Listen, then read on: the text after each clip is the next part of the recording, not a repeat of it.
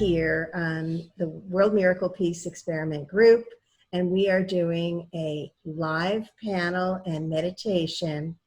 And the panel discussion is on what's love got to do with it. And it turns out a whole lot. But first, we're going to start with a meditation. We've had, trying to go live today, we've had several technical issues, so we'll have to just have our panel recording, and that will be posted later. So here we are. So what I'd like to do, since I don't know about you, but I could certainly use a grounding, let's just focus on the earth underneath our feet. So the earth underneath our feet, and just feel it under your feet, and just notice as we start to send roots down into the center of Mother Earth.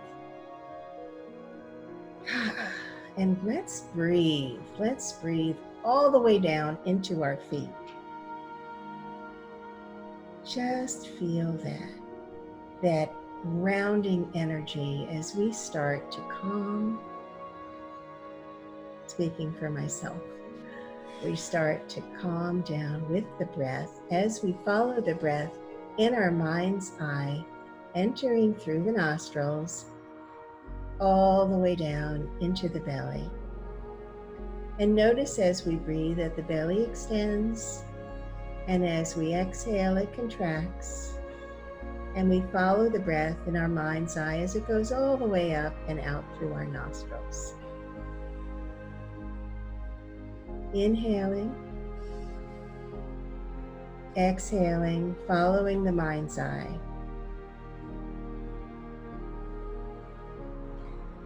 And as we're inhaling, feeling the life force energy just move through our being, we begin to feel gratitude for everything wonderful that's going on in our lives right now, and for all the other opportunities that we have to grow. I'm so grateful for all of our wonderful panelists. I'm so grateful for Harrison, who's sitting beside me, although you can't see him. I'm so grateful for this physical body and for the greater mind that I have, where I can connect with everyone. I have so much gratitude for the well-being, for the health, for the peace, for the joy, for all the wonderful synchronicities and miracles that unfold daily. And as we experience the gratitude within our hearts, just notice, what are you grateful for? What is it that makes you happy? What is it? Just notice all the wonderful shifts and changes in your being as you begin to focus on gratitude. And we continue to focus on the breath, inhaling and exhaling, being completely present in the body, feeling the ground underneath the feet, feeling our butts on the chair, our back against the chair, any breeze on the skin, any awareness we have of smells or tastes, anything within our being. Just notice. It's all sensations, and any thoughts we have are just sensations. They're temporal. They just flow in and out, just like emotions should also just flow in and out. We're just here in a very neutral place, just observing, noticing. And noticing the connection that we have with each other. So much gratitude for that we're not a rock or an island, that we are connected through our minds connected to Source, and connected to each and every one on this panel, anyone who's watching the panel, participating in the meditation. Notice the oneness, notice the extension of love and gratitude to each other, and the fluidity with which we can share love with each other. We can share connection. We are blissfully connected as we revel in our magnificence. And the magnificence that we have is shared through love. It's who we are. It's the essence of who we are. It's the essence of our Creator. And since we are created in the image of our Creator, we are pure love. So revel in that love. That is your magnificence. Just revel in it. Feel the love, feel the joy, feel the peace, feel the connection.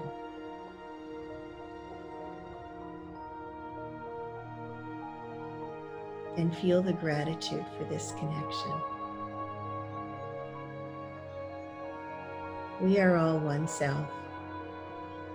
We are blessed. And we are so grateful for each and every one of us. And each and every one of us extends to everyone on this planet. What a golden opportunity to see the love in everyone. Even though we may not be feeling it at the time, we feel irritation, we feel anger, we react sometimes to people, but that's not who we are and that's not who they are. We can look deeper, we can see the love that's there, the essence of who they are. And let the small stuff go. Just let it go. Look for things that are positive and loving in each other. This is February, the month of love, our Valentine's month. See the good in each and every one. See the love in them. Focus on their good points. And feel the love within you as you feel the love within them. That's how you find it.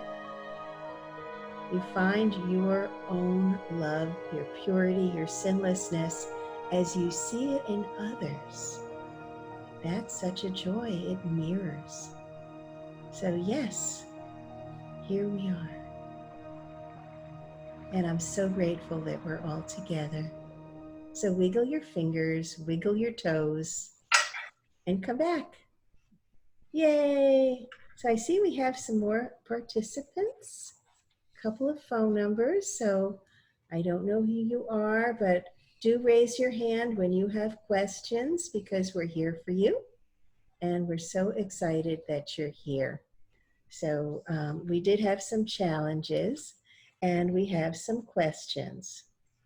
So what I'd like to do today, so first of all, why don't we start to introduce everybody? I'm going to also bring in Harrison. There he is, the mystery man. Hi, everybody. Looking very, very svelte and sexy in the hat. Oh, well, Absolutely. It's hat day. The day after Valentine's Day is always hat day.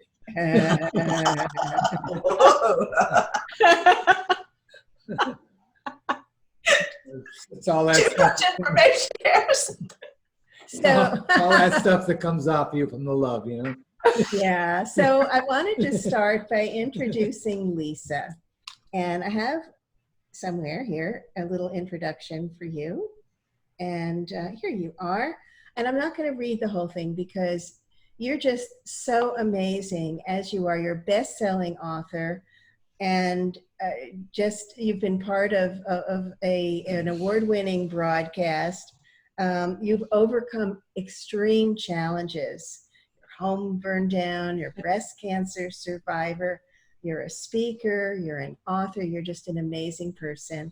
So I'm so glad that you're here. And thank you. Yeah. And we have Lorraine Hendry, and she's amazing. She is an amazing teacher.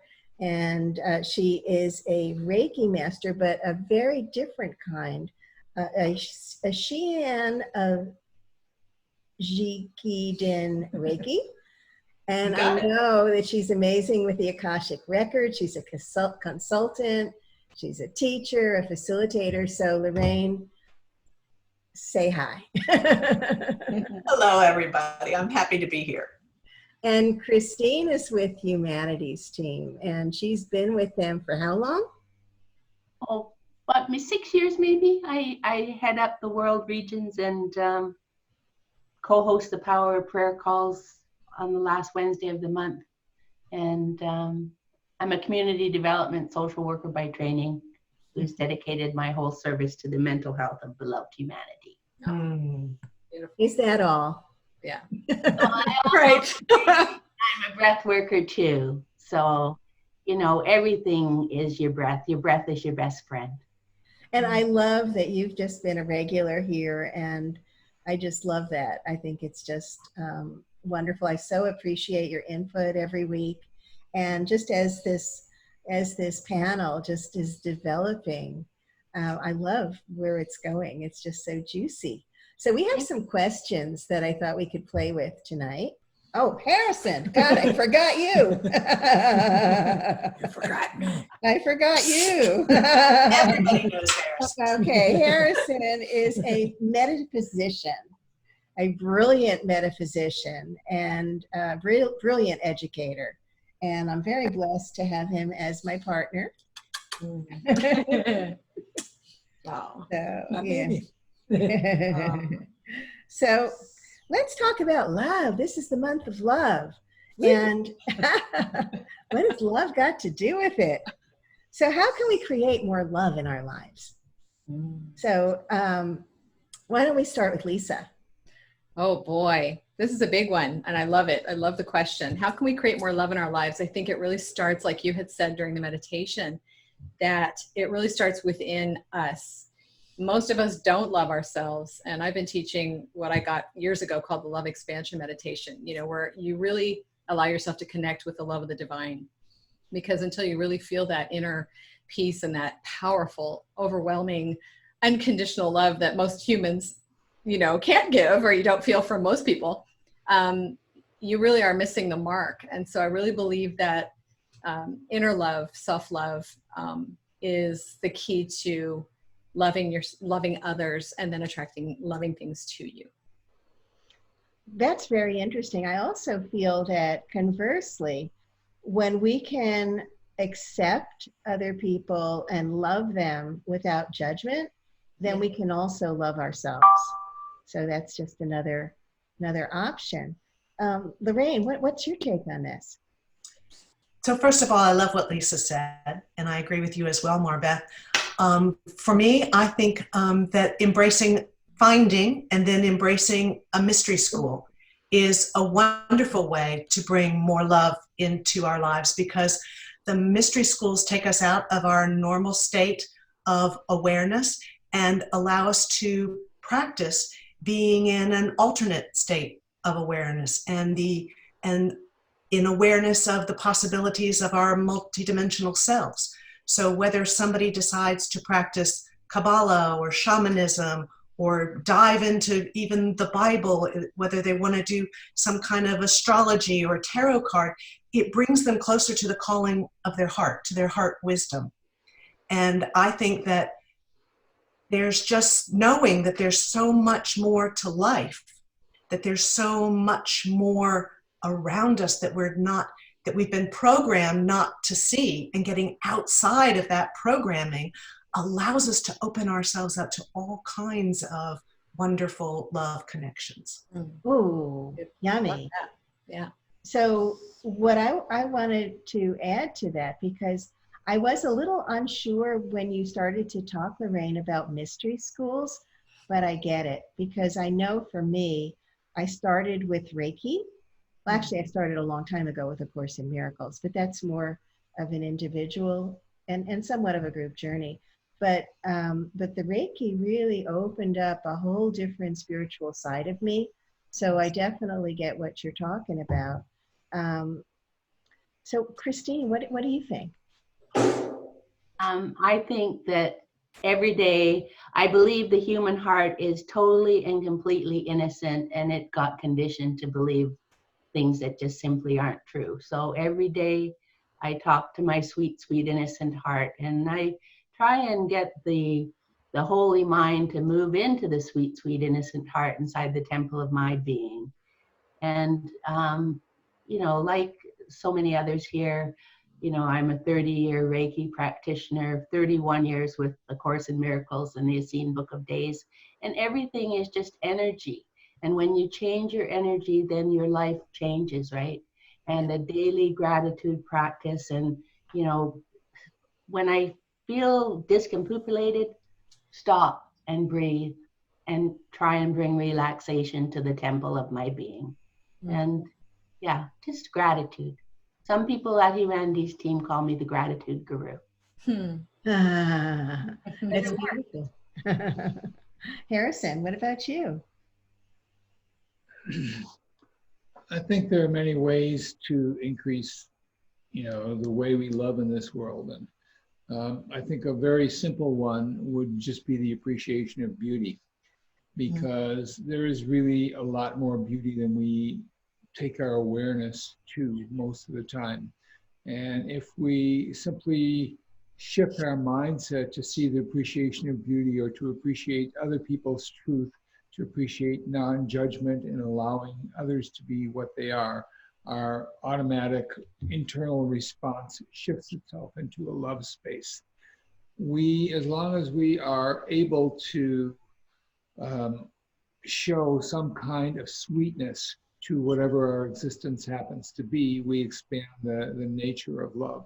And that nature, cannot be taken away. Once you've gotten there, it can't be taken away. Once you've seen something, it can't be unseen. Once you see the beauty of something, it can't again be unseen. So we step ourselves into another place of beauty, of love, of truth, of connection, of sweetness, of being able to accept a challenge with the sweetness of it rather than with the resistance of it. And I think that opens us up. And love is an opening. If it's nothing else, it's a great opening for all things. That was beautiful, Harrison. I love that. To look for the sweetness rather than the challenge. Yeah. So to move through the resistance. Challenge is okay too, but the sweetness of the challenge. So yeah. Yeah. It's a way of reframing it. Yeah. Does anybody have any other comments? This is a juicy topic. I love it. Well, it's just so amazing, because yesterday I watched a show with Judy Dench on the Borneo rainforest, and it really, nature is just so incredible. Like all the different kinds of trees and all the miraculous forms of life. It's surrounded by amazing things. Yeah, we absolutely are. Like where you see ants work together, and it's I'd love to add one thing too. This stuff happens to me all the time, and I'm so blown away how I see love in everything. And just today, I can't remember what I was doing. I was wiping a crumb out of the refrigerator, and it was a little tiny thing that fell out, and it was in the shape. I took pictures of it. It was a piece of spinach in the shape of a heart. And then I found a pebble on the floor that was in the shape of the heart. And I said to Joe, my God, everywhere I go and daily, if we just look around us at leaves, and, you can see a heart in the granite, in your bathroom, and it's literally, love is showing itself to us every day in every way. It's everywhere. We just have to be aware of it. And so I just wanted to share, I would love to make everybody aware of that, and start making that a daily practice, and start looking for the love that is wanting to show itself to you. And with people as well. I'm in a restaurant, and I'm looking at the interaction between a parent and a child. And it's so beautiful that the parent is so loving toward the child, and the child is so appreciative of the parent. Or even, when they say nice things to each other, there's love in a compliment, and a simple compliment. Thank you, Daddy. All that kind of stuff, all that kind of beautiful things. And it's like, it tickles me and at the same time warms me to experience, to watch other people caring about each other. And it's all around us all the time. We often focus and we magnify the negativity, but if we take a look, the love is a greater experience for all of us. The thing is, we stay unconscious when we don't see the love. When we see the love, we're conscious. And then we're extending it because we're participating in it, we're sharing in it. So it makes it so much richer and deeper and more resonant. Sweeter. Sweeter, yes. Word. I would say my advice to people about extending the amount of love that they have is not to create any boundaries for yourself. When you feel like you've reached the greatest moment of love in your life, know that you can go even further, that you can either bring in more people or bring in more experiences to that moment. I think so many of us consciously and unconsciously set boundaries on ourselves. For example, something marvelous happens to you, or you see an event like Harrison mentioned with a child and a parent, and you think, oh, that was so precious. Nothing like that ever happens to me. Or, I can't believe that happened. It's just too good to be true. Well, it's not too good to be true. And it can happen to you if you just let your limits go, let your boundaries go, live outside the box. That's so beautiful. I love it. So I had some other questions I wanted to address. So where do soulmates fit in? I know that we have an Akashic record consultant and facilitator here. So Lorraine, do you want to just jump right in? I will jump in and tell you that for me, soulmates are a hard topic. When I'm in the records and I'm reading somebody's records, my masters and teachers are brilliant about soulmates. I, on the other hand, not so brilliant about them, because I really believe that soulmates don't just have to be the person you're in a love affair with. I believe that soulmates come in, that we come together as soulmates in so many different ways through each of our quantum lifetimes. And I think that right now, this is going to be a tough one. Y'all can jump right in and tell me what you think about this. But I think many people these days are too focused on the idea of soulmates, and that there's only one soulmate for them. And if they don't find that soulmate, then they've somehow failed in knowing what love is. And I think our soulmates find us when we are unconditionally in a state of being in love with ourselves, and we become those love magnets. Yes, I totally agree with that. My daughter and I are definitely soulmates. I mean, we've been around. I think she's been my father, my mother. She is my protector. I've had karmic soulmates come in, and there was a lot of heartbreak, and it's a whole different kind of love, a deep love, but heartbreak and drama. I've had other soulmates who, I was in a relationship with, and they were just like the dearest friend ever. And then I'm still exploring myself, because Joe and I came together, and we are really, if you have any sense of like a twin flame, this is all new territory for me. And so it's crazy what's happened with that, but I was never looking for that. I was never expecting that, because there are all kinds of conversations about heartbreak and not being able to be with that person. And I had anticipated being alone. And I have to tell you, out of all the relationships I've had, which have been many divorces and, very difficult, abusive relationships, there was a shift in me that actually brought him in, and he and I together. And it was all through divine synchronicity, divine orchestration, following those hits and not knowing what was going on. So I believe, like you said, once you start to align with the love you are, even if you're not fully aware of it, you don't have to look. The universe will bring you together, and it will be so clear. When we met, there was no butterflies. There were no, it was very aligned, very balanced, I don't know how to describe it. So, the conversation about soulmates is really, fascinating. And I've been exploring various aspects of that as well. So I don't know, Marbeth, I think that's a long conversation. It is a long conversation. We're going to touch on it very briefly. Christine, what are your thoughts? I think that as little children, we do know how to make our dreams come true. And at 7, I was walking down to the beach. I grew up in the beaches area of Toronto, talking to God. And, I didn't understand why I was in such a spectacularly dysfunctional family. And God was very compassionate towards me and said, but your life's partner's here and he'll be very funny. And fast forward to my early 20s, I met Scott. That was in the 70s. We're still together, and he makes me laugh every day. And, several years later, I found out that he had the same dream when he was 7. So Oh, wow. Amazing. that little song that you learned as a child, row, row, row your boat gently down the stream, merrily, merrily, merrily, merrily, life is but a dream. So little kids know how to dream, like they do know how to dream. And somehow that can get programmed out of us. But yeah, I still like to dream. Oh, that's so beautiful, Harrison. I have a little bit of a different take on that.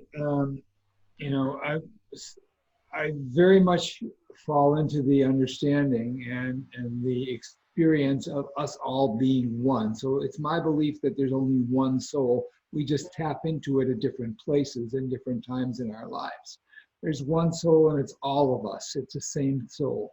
And basically, whatever we decide to resonate with at any given point, that is our soulmate.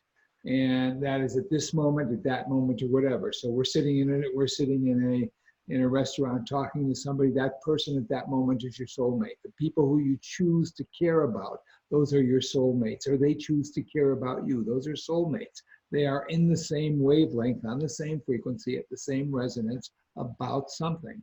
I mean, I've been with this woman for 9 years, 4 months, 15 days, 13 Wow. minutes, 21 seconds. And I know that every single of those moments, every single one of those moments has been a frequency that is, soul connected. So there's, and I don't have to tap into it because I just know it. There's no trying to get there. I'm just there, and it feels good. So if it I love feels that good, perspective. it's a soul process. Yeah. Mm-hmm. And the soul comes forward from the background. Normally it stays in the background until you're in a transcendent state. But when you're in a transcendent state, it comes forward. And when it comes forward, everything that happens to you or that you experience is a part of something that you can see orchestrated by the soul. It is you. You and it are different, are the same.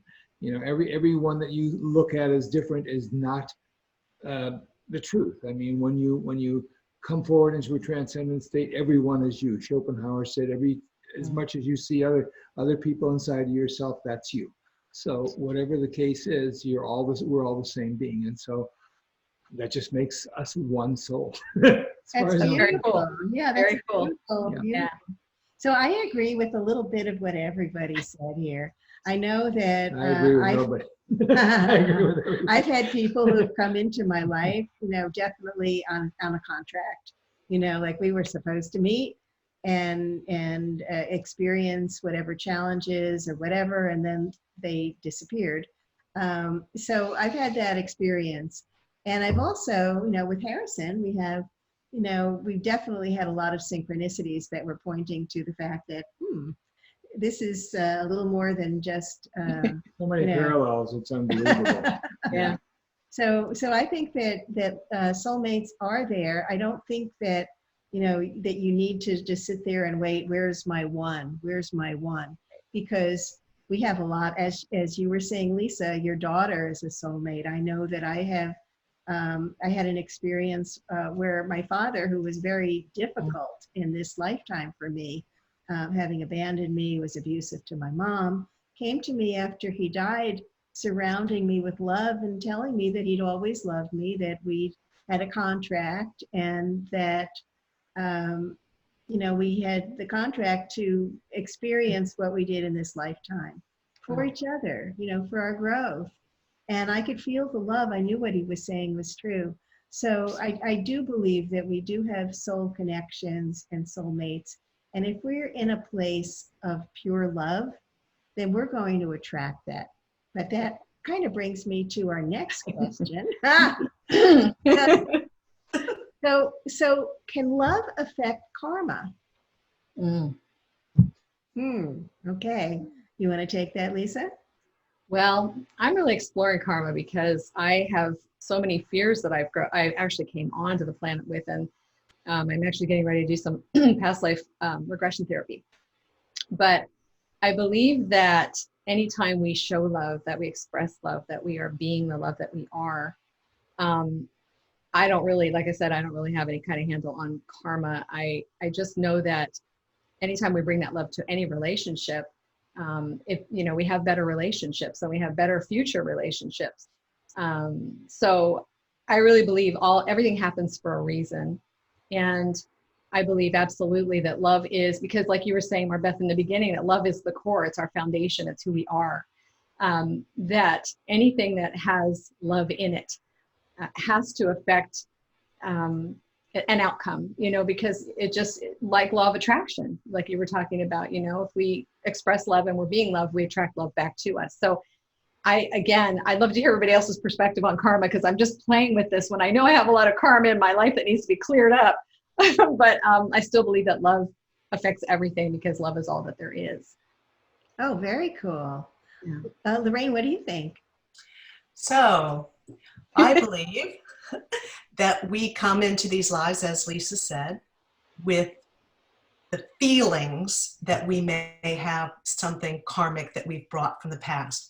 However, if you consider the quantum timeline, where this is the past and this is the future and the middle is the now, and we turn that into the quantum and everything is in the now, my experience has been that if there is an aspect of Lorraine that is living somewhere in the 1800s and having a particular difficulty and challenges, and if there's a Lorraine who's living in 2400 and having particular challenges and difficulties, that I, in this moment of my awareness, if I find it somehow within myself to love myself more, the resonance of that love vibrates through all of my timelines, through all of my lifetimes, through all aspects of me, and brings some kind of resolution, healing, new perspective, you name it, to that aspect of me experiencing that oneness of being, as Harrison has so beautifully said, everyone and everything in all time. Wow. That really resonates Wow. with me. I got chills on that. That was so clear and so beautiful. Thank you. Sweet. Yeah. Very sweet. Christine, what are your thoughts? Well, I believe that, like heart math has proven it, and that we are all connected. Everything's connected to everything else. And, the fear of separation, I think that's, it's programmed into a lot of us very early. But I do believe that we're all connected, and I believe that we're multidimensional beings having a human experience. So it's like you said, Lorraine, like, in the quantum timeline, I might have had experience back, 500 years ago, and I can also have an experience 500 years in the future, but they're all happening now. That timelines merge. And and I truly, truly believe in unity consciousness. And so when enough of us come together in that oneness and the awareness of our interconnection, our divine interconnection, then peace will prevail. That's very, very beautiful. Nice. Harrison. I believe karma is a learning process, and it is not what people think it is. Karma is the law of cause and effect. If this happens, then such consequences come from that. I believe that, as you sow, so shall you reap. Everything that goes around comes around. Every action has an equal and opposite reaction. Those are all the same words for karma. And I believe karma happens only until the fourth dimension. And that is when we're physically aware of our bodies, we're in karma. When we transcend the space of circumstance and walk into the neutrality of understanding and seeing all things, at a soul level, or at whatever you want to call it, at a transcendent level, when we come into the understanding of the oneness of the unity, and as everybody has so aptly said, karma doesn't exist at the higher levels. Karma is only something that happens when you are in the conditioned state. So when you come out of the conditioned state, number one, you are understanding that your will and God's will are the same thing. That everything is just happening in front of you, and you are a part of that, but it's happening, and it's not something that you particularly are doing, although you have choice around it. But karma exists as an action, and when you take an action, you experience something in terms of consequence, which then sets into motion another chain reaction, which is another chain reaction, which is another chain reaction. And I think that we transcend karma the moment we fall in love. And when we are in love, all that happens is the ability to be in connection with all things. And so what's happening is for the good of the whole and for ourselves. And even all the negative stuff, the thing that's difficult is that, we're conditioned to have negative opinions about things, to experience fears and difficulties and all kinds of other, challenges that exist on the planet. But only during the times when we're experiencing those kinds of challenges are we in a karmic state. When we come into the oneness of all things, and time and space then disappear, and we are in the now, there is no karma, it just is. So there's just an isness, and that isness is pure love. And that isness is what we extend to all beings, and all beings extend to us, even if it's negative. For whatever parts of this situation, it's all part of us. So karma is the action that we take until we are transcendent, for me. And then when we are transcendent, then it's just there's nothing but the isness of things, and the joy of experience. That's all really beautiful. That was beautiful, Harrison. Thank you. Thank you, my beautiful. So I wanted to add something too. We tend to hold, like Lorraine was saying, that we can, when we move into the quantum field, there's that one line, and that it's all one. I find that being in the moment, if I'm working with my clients or even with myself, I can feel past life, which basically is karma, right? Showing up in the field. And then I also find that if I surround it with love, that it will dissipate. And so an issue can vanish just like that, just by being surrounded with love. The issue just needs to have the awareness. It just wants to be seen. And once we see it, accept that it was there, and just surround it with love, it goes. It just dissipates. So love can affect karma. Yeah, very simple. Yes.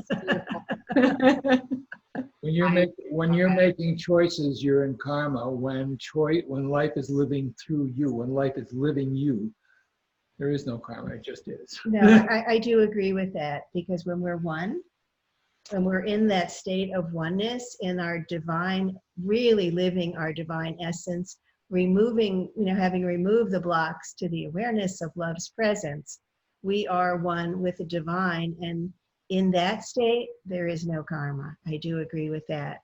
Anybody else have thoughts on that? No, I just want to get to that state. Me too. Time. Well, Quickly. Guess what? You're in it. No, I know, we are it, right? We are it. We have glimpses of it, don't we? Everybody, I'm sure, has had glimpses of it. Yes. And so now, what about the law of attraction? We mentioned the law of attraction very briefly. What does love have to do with the law of attraction?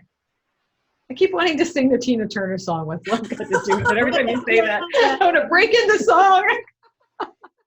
Wait, I'll get my guitar. Oh my God. I'll go. Is that okay? Law of attraction, like we've been talking about here, is, love is a vibration. And law of attraction, when we attract things to us, it's all a vibrational match. Whatever you attract into your life is a match to whatever you're vibrating.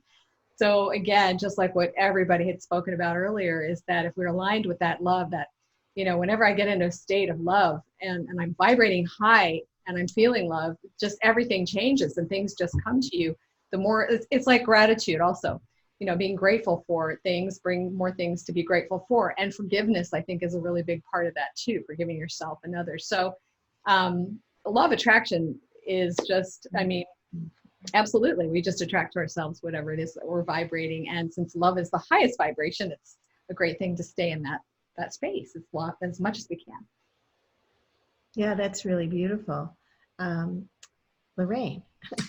Okay, so I would, first of all, yes, absolutely. And second of all, I think I would add to that by just saying that it's amazing to me how many people, when they are what they think is alone, in other words, not in a romantic relationship, when they are depressed, the one thing that they think they need in order to validate themselves or to feel better or to take themselves to a better place is another person, not understanding that what they need is to love themselves. Yeah.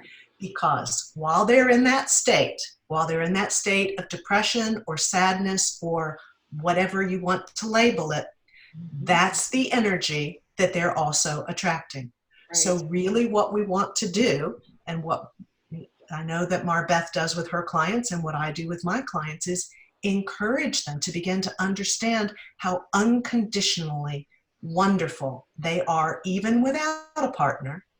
Because the moment they realize that, the moment they start loving themselves, they raise their vibration to a vibration of loving attraction, and then they don't attract someone who's also sad and lonely and depressed and needy. They attract someone who loves themselves as unconditionally as the person attracting, and then you have a marvelous relationship. And I would say that you two are probably one of the best examples I've ever seen of that. Oh, 100%. Law of attraction is love, because we are at every moment attracting something and experiencing good, bad, or indifferent. It is love, because it is the frequency of that. So even if you're doing something negative, you're angry, you're fearful, you're hateful, you're loving that at the moment. Otherwise, you wouldn't be experiencing it. So the law of attraction and love are the same thing. So that's what you're experiencing. So as far as I'm concerned, it's just another name for love, awareness, consciousness, law of attraction. They're all the same thing, energy, whatever you want to call the name of it is, but it's in this moment. Yeah. And it's an incredible magnification and magnetism for whatever you're experiencing internally at the moment. There is no, in my experience, there's no out there. There's only in here. so that's all there is. So, right on. It's all beauty. Yeah. That's right. true. Christine. Lisa, you thought about Tina Turner and I thought about Beatles. All you need is love. Oh, let's sing together, sister. Start singing Kumbaya, guys. Yeah, right. We have a Kumbaya fest. Oh. So Christine, did you want to add to that, sweetie? You know what? I agree with everybody here. Like, there's a divine presence that lives inside your sweet, sweet, eternally innocent heart that, like the layers of an onion, you have to peel them back so that sweet, innocent heart can be exposed and be vulnerable, right? Like, not be defended, but just be vulnerable to, because I truly believe, and the Course in Miracles says this as well, that your true strength lies in your willingness to be vulnerable. Mm-hmm. Stay in this moment in a place of trust. So, I think what we're doing now with this call and all the other things that are coming to the awareness of beloved humanity is building our trust muscle. Yeah. Yeah, that's really beautiful. I remember there was a period of time when I first was involved with A Course in Miracles, and I basically lived it. I was reading it maybe 3 hours a day. And I was so immersed in it. And I really, I didn't really understand it. I wasn't sure if I believed in it, but the miracles started happening. And then, I don't know, I felt like I was in a state that might have been even, above the law of attraction, because I was so guided. It was not like I was just in a state and I was attracting things, but it was more like I felt like I was riding spirit's coattails. That's exactly what it felt like. And it was just such a divine place to be. And then, realizing, yes. And then I started hearing about the law of attraction. And while the law of attraction, I think, is very cool on some levels, I think I know that there's a place above it. Because when you're in that unified state with the divine, it's like you don't need it. None of the laws, any of the other laws are really pertinent. They're just not. It's just being there. And that was the very first time that I realized it. It was just a remarkable and amazing state to be. And I get glimpses of it now and then, and not all the time, but I know that when I'm fully immersed, I'm there. So yes. No, I had that experience when my mother was passing. 2 years ago, I lived with my mother until she died from cancer. And I was in this weird space of just love. It was just a space of love. And I don't even know, it was very supernatural how it happened. I mean, I was meditating and I was going outside and just, I saw in the sky in this period of time, things were falling in my lap business-wise that I hadn't even been asking for. I saw clouds in the sky that formed in angels. I actually took pictures and people were like, oh my God. And I remember driving down the street and just doing various things. And I would just, all of a sudden, I would just be in awe and gratitude and just start to bawl in the car or wherever I was, because I just was in this state of feeling God's love, this divine love wash over me. So it can happen. And I think a lot of times, sometimes it happens, we don't know how it happens. I was just there, being of service to my mother and my family. But other times I've done that, when you spend time, like you said, Course in Miracles or meditation, or when I was reading Eckhart Tolle's books, sometimes that would happen. So it's really accessible to us. And I mean, sometimes we have to work at it, and other times I believe it just washes over us when it's supposed to. Because Right. At that moment, I really needed to feel the love, and I did. Yeah. So it's amazing. It's a state of grace. Yes. And I definitely feel it's a higher Yes. realm.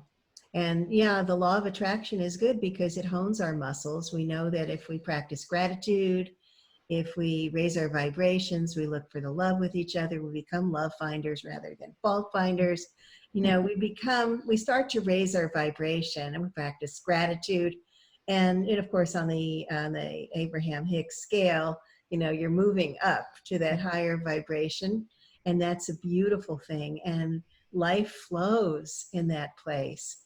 And love is definitely a key element of that. But as we move into that higher realm, also with love, then, divine happens.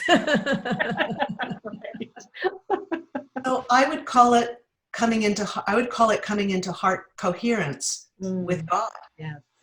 It's just like a mother, when the heart of the baby, of the embryo, begins to develop, there's just something inside a mother that can't be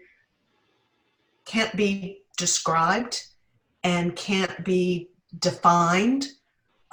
Or even when a mother who adopts a child holds that baby for the first time, there's a heart connection that's immediately created. And I think when we fall into coherence with another heart, we are actually falling into coherence with God. I feel it here with you So guys. beautiful. I really am. And our hearts beat in synchronicity with other people at the same time. When our hearts beat in synchronicity with other people, when especially when a mother gets a baby for the first time and it's placed on her chest, the research is that the hearts start to beat in synchronicity in the exact same rhythm.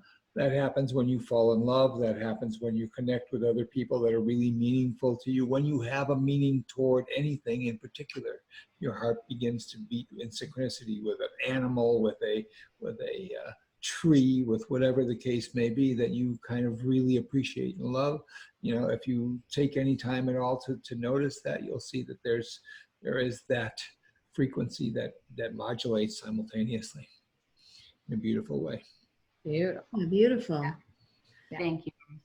So Thank you. basically, Thank you all. Thank you. so these were basically some of the questions that that I was guided to. But is there anything else that you feel in your hearts that you'd like to discuss? We're opening up the floor.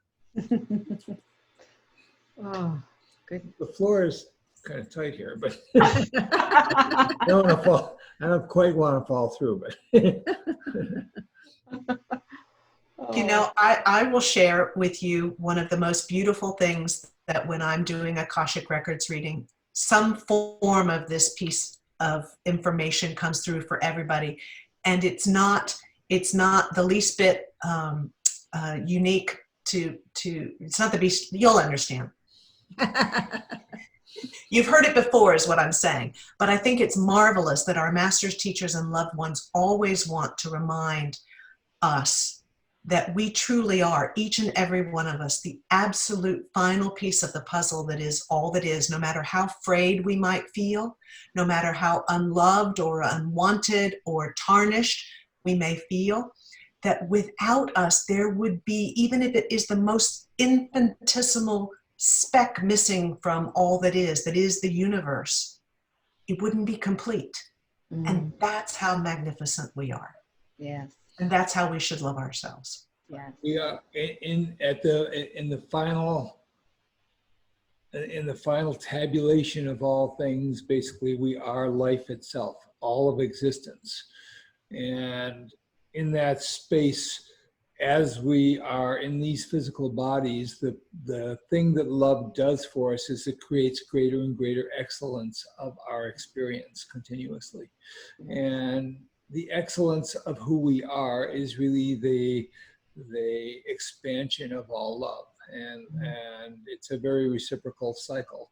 So even if you're in the darkest place that you have, the reason for that is that you will have a loving experience that you're learning from on the other side of that. You have learned something extraordinary when you go through the darkest moments of your life. And when you come out of that and you no longer have that emotional charge to it, you are wise beyond your years.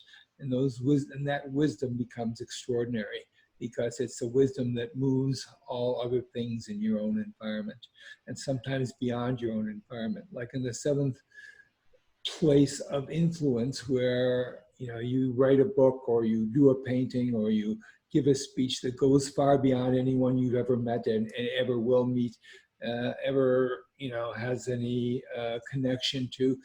At that particular point, your influence becomes your energy that moves, and it's pure love. And that pure love carries you to all of the things in the universe. And we are the epitome of all existence. I 100% agree with you, Lori. I believe that. So believe that. What you reminded me of when you were saying that, Harrison, was about transformation. Like my last year was so difficult. Just when you think you've been through everything difficult and then something really hits you. And it's really that transformative. Baby. I know. Don't say that. Yeah. Let's go on the good side.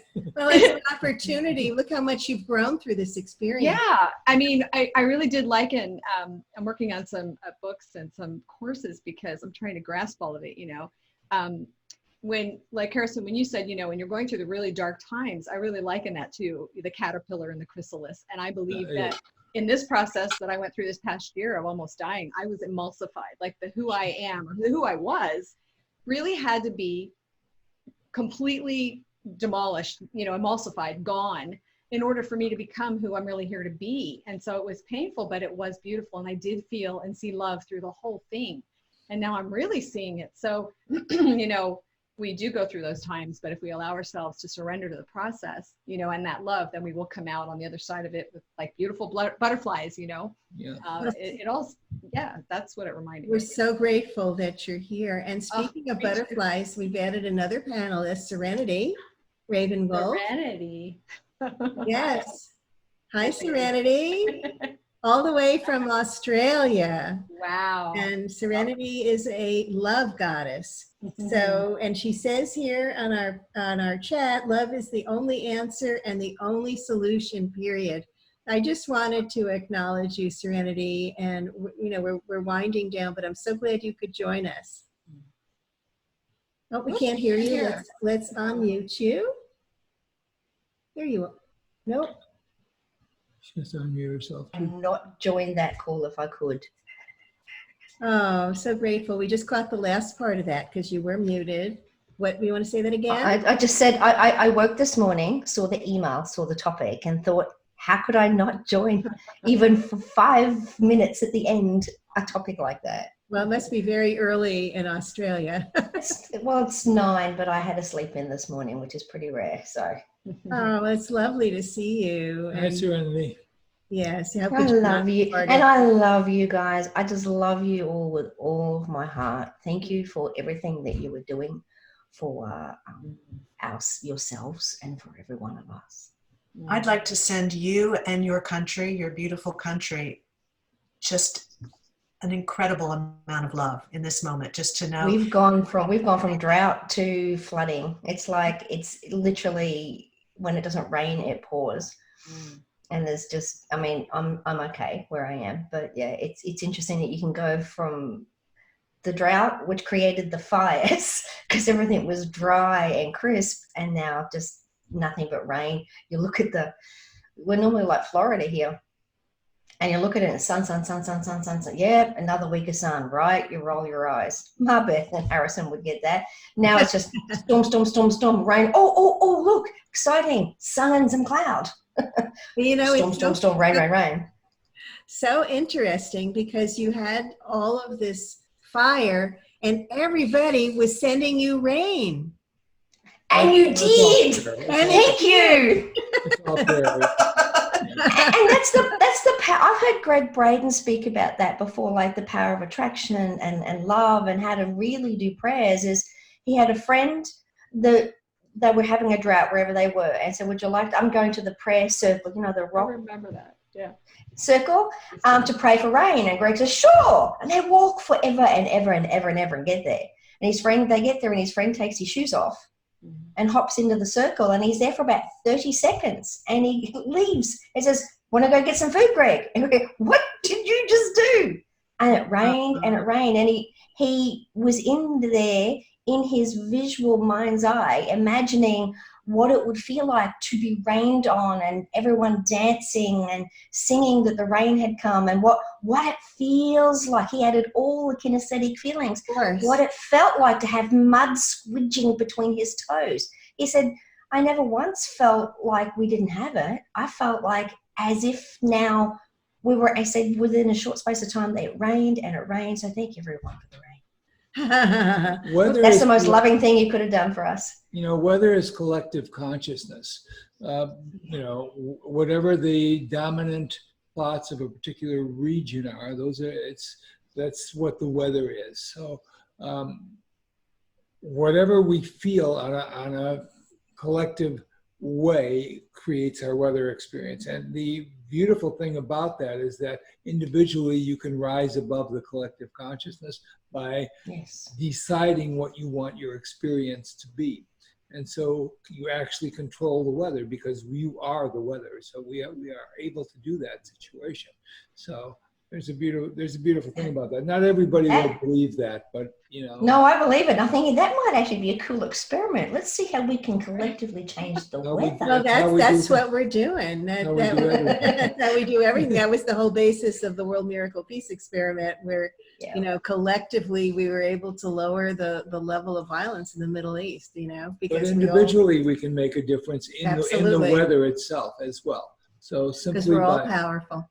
Simply by rising. Well, it's like the power of prayer circles, right? It's the same thing. Same And I thing. totally believe if it's just working off the mastermind principle. Absolutely. Where two or more of you gather, there I am also. So it's called synergy. Yes. Yeah, no, it's a beautiful, beautiful thing. And it's when lots of people have got their focus on one specific exact thing, then that's powerful. Then they all go together into a different Yeah. dimensional experience where the weather is different. Yes. Totally agree with that. I've we got have stories about to- that. We have to create, just very temperate weather for Australia. Everywhere, like Everywhere. Yes, we need to create that, absolutely, because we can do it. We did get someone from Faye has been commenting. First she said transitioning, moving from the mortal misinterpretation of the divine back home, back to our origin. And then she said weather, climate of either mortal thought or the divine mind, whatever is allowed to govern our own thought. Yeah, so basically, we are very powerful. We are magnificent beings. Yeah. Yeah. We are pure love, and love heals everything. and regardless of what happens, the good, the bad, the ugly, I always choose to take the high road, and that's to be the most loving thing in the situation. I know, I love And that. it always wins. And instead of stuff that could seriously have gone south, done the normal 3D way, when I've added love to it, and no matter how much, recognize that they're showing up in some version of pain, so that's why they're being the way they are. If I'm the most loving thing, and you end up as friends in things that could normally have gone south. And that came about because I asked, how does this, it's okay to be this loving being sitting in your house, omming and having nobody else around you. But how does this stuff, when you can get yourself there for prolonged periods of time, how does this work in the real world? And God, great overall designer, sent me a series of events of stuff that could normally have gone really south. And when I chose to take the high road, I made some best friends out of that. And everything turned out beautiful. I love That's how it works in the real world. I love that. Now, we have been here for about an hour. I think it's time to wind down, but we will be back, and I hope you will join us again next Sunday. Hopefully, we'll be able to go live, not just on Zoom. This recording will be up on Zoom, and we'll figure out what our technical glitches were so we can have the live recording. So I'd love to get a quick little closing statement from you, Lisa. What's your greatest takeaway from tonight? Well, first of all, like I said, I'm just feeling in love because you're all brilliant. And just being in your energy has raised my vibration so much. And I feel so much love right now. And I'm in so much gratitude. So the takeaway is stay in the vibration of love, whatever it takes, because that will create all things. And I go with what Harrison said about, we are all one, and we can affect not only our lives, but everything else around us and everyone else. So Thank you. Beautiful. Yeah. Right on. Lorraine. I would say find something that makes love easy for you. Find something have a passion. Have a passion for other people, for humanity in some way, shape, or form. If I look back on myself 15 years ago, I would never have thought that I would be so much more compassionate, so much more loving, so much kinder. And it wasn't because I thought that I was already that way. It was because I could sometimes be very bitter about man's inhumanity to man. And when I put that aside and decided to do compassionate, loving work, my whole world changed. Beautiful. Oh, it's so beautiful. Yeah. Yeah. Beautiful. And Christine. Well, I think that all hearts are innocent and the human heart is innocent. And, all compassion is self-compassion when viewed through the lens of unity consciousness. So yeah, don't be mean to yourself. And if you are mean to yourself, then quickly serve yourself a dose of self-compassion. Beautiful. Beautiful. Serenity. As I mentioned before, love is the only answer and the only solution. It is the highest vibration of all. It is the doorway home that we all want to go to and never actually left. And it's the doorway into what Esther and Abraham called the vortex. Beautiful. You know, be the most loving thing ever. It's the only way forward for us to evolve, is to return to love. And real love. It's the way forward. Harrison. Love is heaven. And when you come to heaven, one thing that we should all know is that heaven always, and love is innocence. So heaven protects the innocent as a matter of daily routine. So know that love is the protection of all things, good and bad. And love is the answer, whatever the question. It is. Love is the gateway to the divine. It's All the you connect. need is love. It's the All we need is love, love. Love is all we need.